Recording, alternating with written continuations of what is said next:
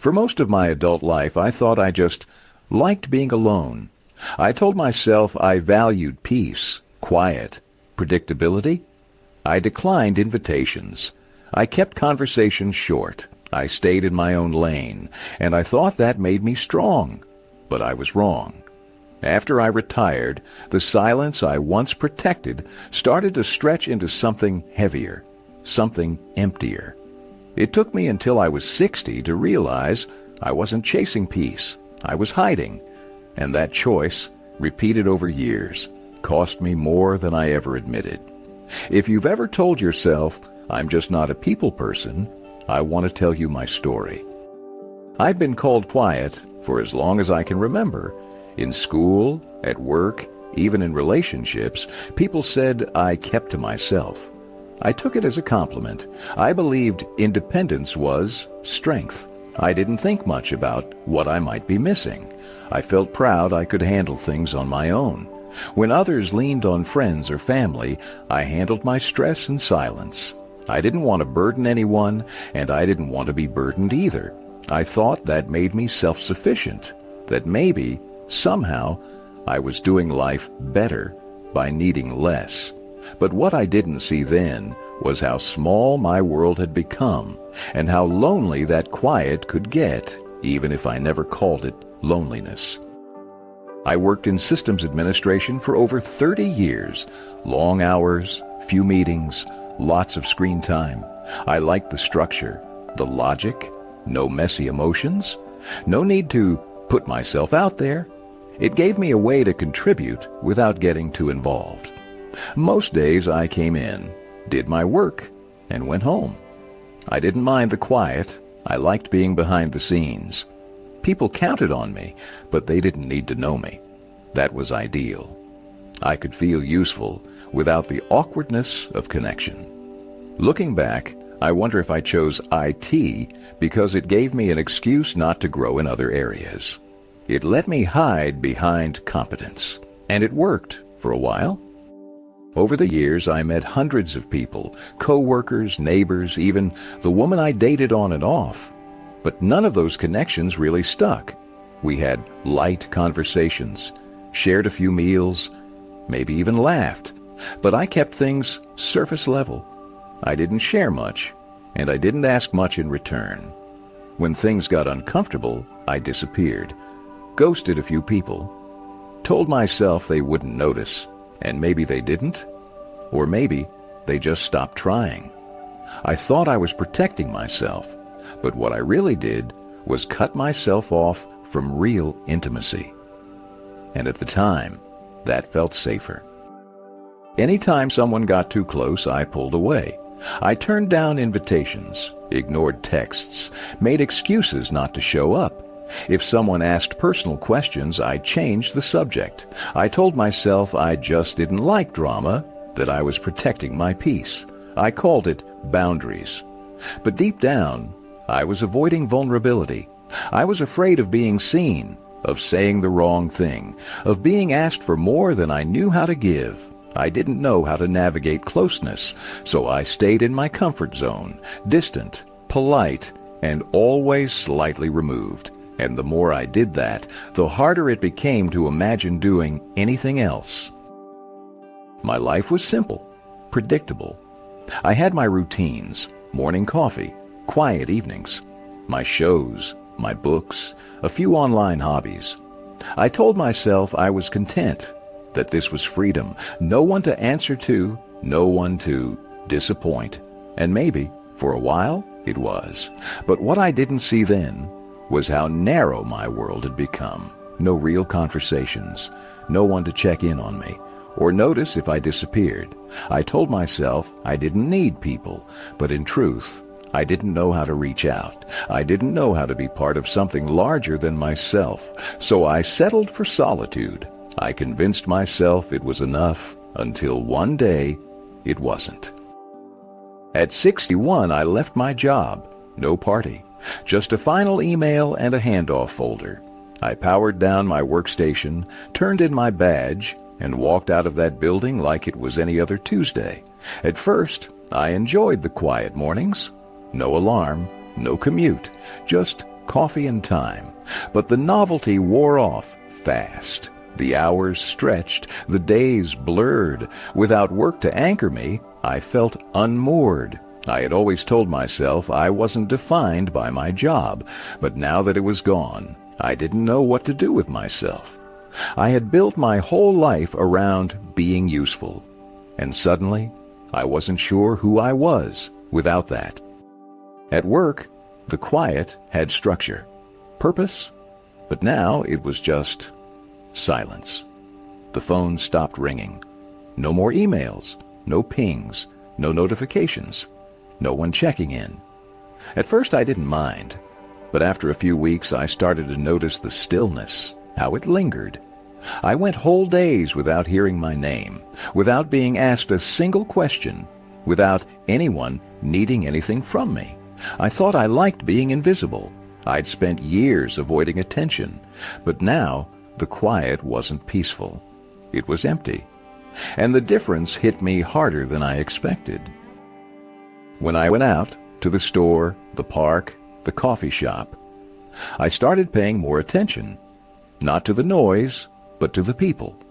Families arguing over groceries, couples laughing, kids climbing on benches while their parents talked.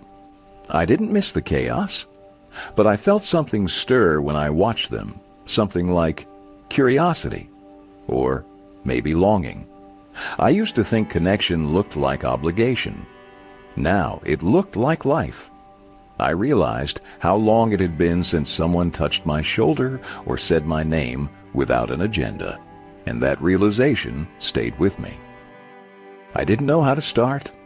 I messaged an old coworker just to say hi. No reply. I invited a neighbor to have coffee.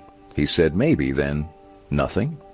I wasn't hurt, not exactly, but I was embarrassed. I replayed every word I'd said. I sounded robotic, like someone practicing how to be human.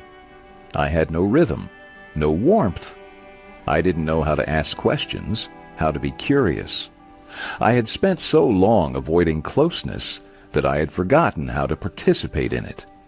And it wasn't just awkward, it was humbling. It was a Thursday, I think. I had run a couple errands, came home, made dinner.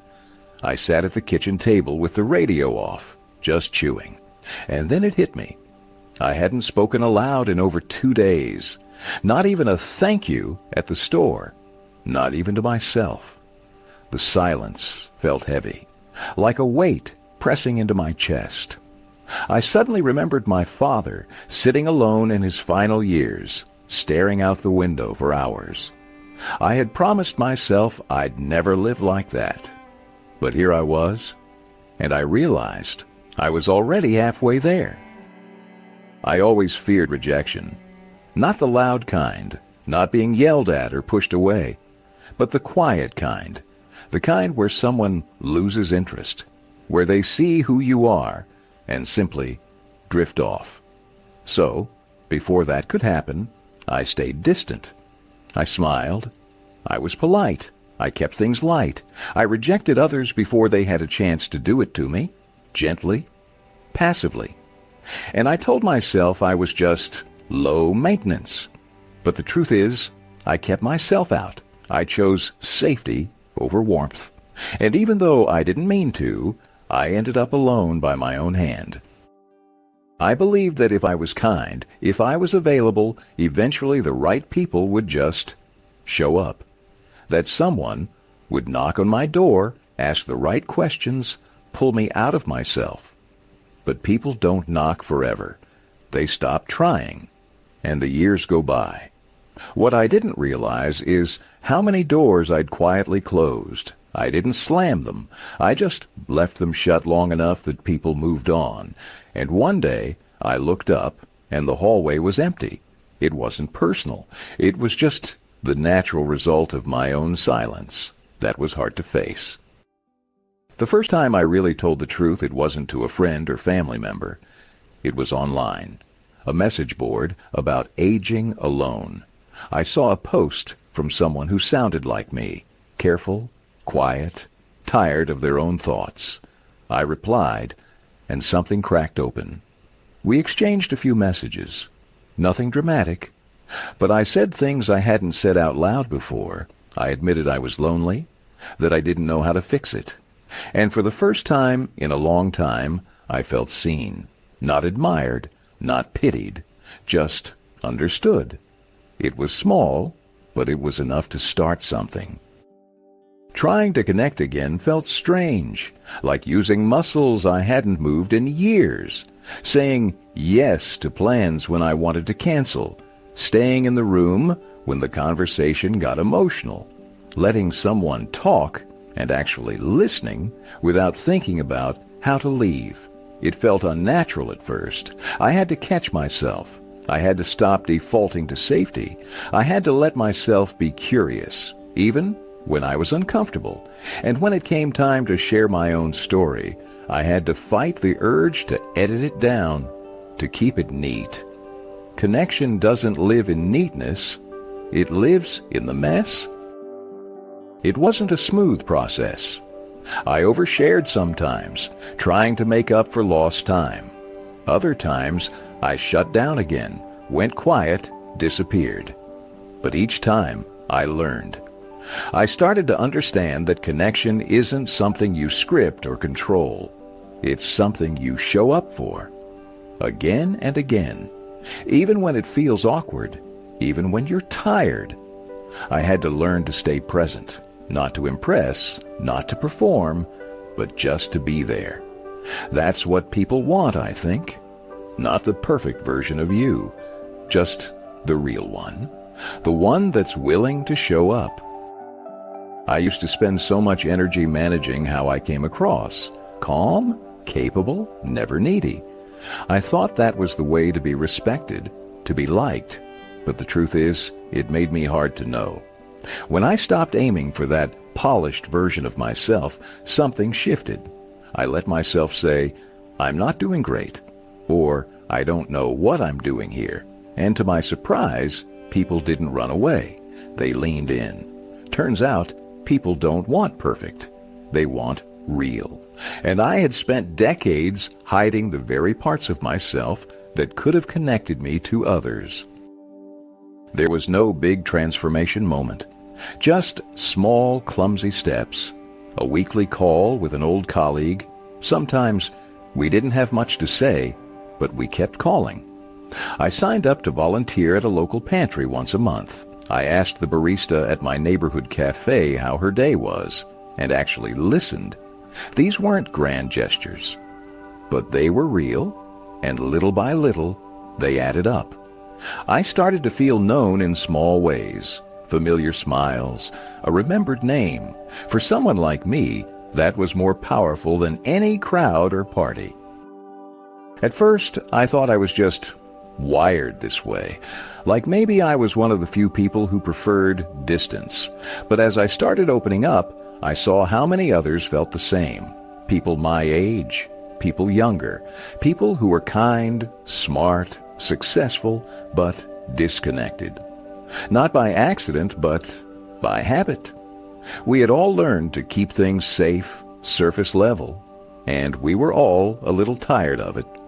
There's comfort in knowing you're not the only one, that you're not broken, just a little out of practice, and that it's okay to relearn how to belong. I used to think relationships had to be intense to matter.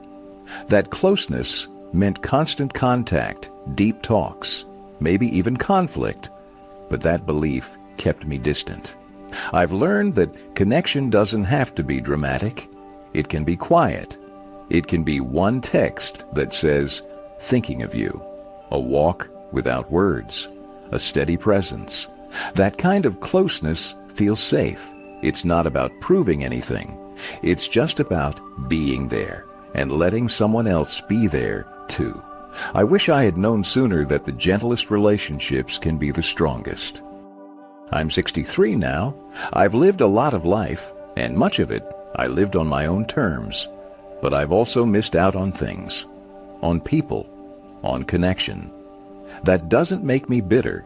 It just makes me aware. I'm not trying to reinvent myself. I'm not looking for a crowd, but I am learning, still, how to let people in. I make mistakes. I get tired. But every awkward hello, every strange first conversation, every moment I stay when I want to retreat, it's worth it. Because on the other side of that discomfort is something I needed all along. Real, human connection. I used to think loneliness was just my nature. Quiet man. Kept to himself. That was the story I told. But now I see it for what it was, a shield. One I built slowly, quietly, over decades. It kept things safe, predictable. But a shield can't hold you. A shield can't laugh with you or cry with you or show up on your worst days. A shield can't love you. And the older I get, the more I realize you don't have to throw it away all at once. Sometimes it's enough to set it down, just for a moment, and reach out. You never know who might be waiting on the other side. If this story meant something to you, if it reminded you of your own quiet moments, your own second chances, I hope you'll take a second to subscribe, like, or leave a comment. This channel is full of stories like mine, real people starting over. I'd love to hear from you. Have you ever felt like it was too late to rebuild? What helped you take that first step? And if you want to hear another powerful journey, check out my friend John's story. He was laid off at 55, picked up a paintbrush, and ended up building a business in his garage. It's honest, hopeful, and just as real.